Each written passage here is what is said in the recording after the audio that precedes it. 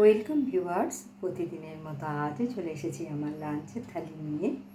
আজকেও আপনাদের সঙ্গে গরমে খাওয়ার উপযুক্ত থালি আমি শেয়ার করছি। থালিতে আমি নিয়েছি সাদা ভাত, নিয়েছি শসা ও গাজর স্যালাড হিসেবে। প্রথম পাতে খাওয়ার জন্য নিয়েছি কাকুর বড়ির নিম পাতা দিয়ে শুক্তো, যেটা আমি কাকুরটাকে লম্বা লম্বা করে কেটে তৈরি করেছি।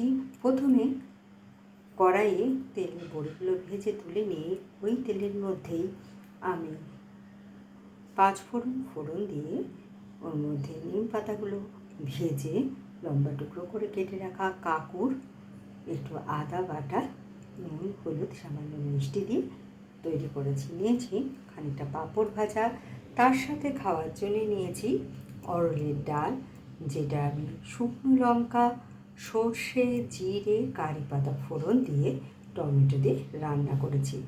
আর নামানোর সময় দিয়েছি একটু মিষ্টি।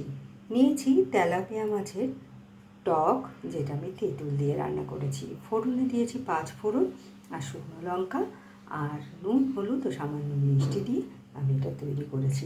তো কেমন লাগলো আপনাদের আমার এই লাঞ্চের থালিটা? ভালো লাগলে লাইক, শেয়ার এবং সাবস্ক্রাইব করবেন আমার চ্যানেলকে। Thank you for watching.